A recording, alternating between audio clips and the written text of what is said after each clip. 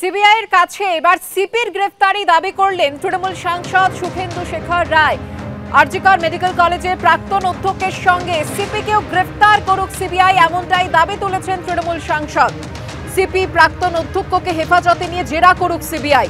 কারা আত্মহত্যার ঘটনা ঘটিয়েছিল, কেন 3 দিন পরে ঘটনাস্থলে স্নিফার ডগ, কেন দেওয়াল ভাঙা হলো, সেমিনার রুমের উল্টো দিকের ঘর ভাঙা নিয়েও প্রশ্ন। এরকম শতাধিক প্রশ্ন আছে।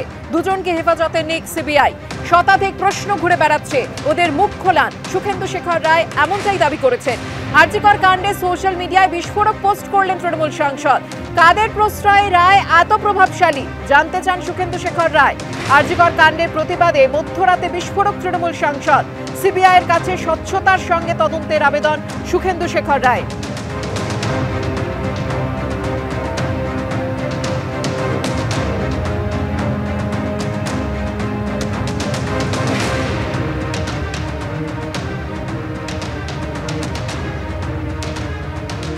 অন্যদিকে আরজিকর কাণ্ডে তথ্য প্রমাণ লোপাট নিয়ে বিস্ফোরক অভিযোগ তুললেন রাজ্যের বিরোধী দলনেতা শুভেন্দু অধিকারী।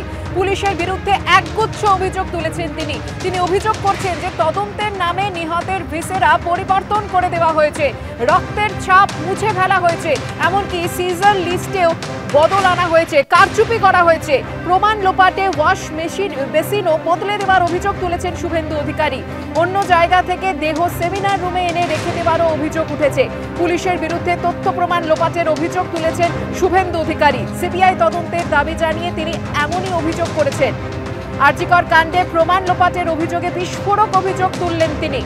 পুলিশের বিরুদ্ধে তদন্তের নামে নিহতের ভিসেরা বদলে দেওয়ার অভিযোগ, রক্তের দাগ মুছে ফেলার অভিযোগ, সিজার লিস্টেও কারচুপির অভিযোগ তুলেছেন তিনি।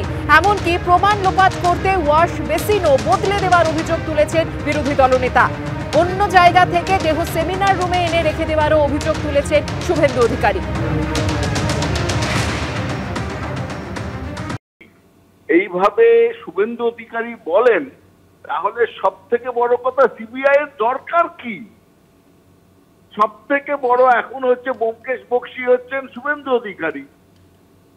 শুভেন্দু অধিকারী সব জানেন, সিবিআই এরও দরকার নেই, রাজ্য পুলিশ বা কলকাতা পুলিশ, সিআইডি, তাদেরও কোনো কিছু দরকার নেই।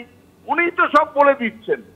তাহলে শুভেন্দু বাবু, আপনি যখন সব জানেন, তাহলে দোষীটাকে বলে তাকে ফাঁসির ব্যবস্থা করুন। আমরা তো চেয়েছি যে দোষী তাকে ফাঁসি দিতে হবে প্রমাণ করে। হয় আপনি বিরোধী দলনেতা, সেই হিসেবে থাকুন, আপনার পলিটিক্যাল বক্তব্য রাখুন, আর নয় তো এইটা ছেড়ে দিয়ে সিবিআই জয়েন করুন বা গোয়েন্দা প্রফেশন জয়েন করুন। এই রকম ভাবে হাওয়া গরম করা কথা বাংলার মানুষ চায় না।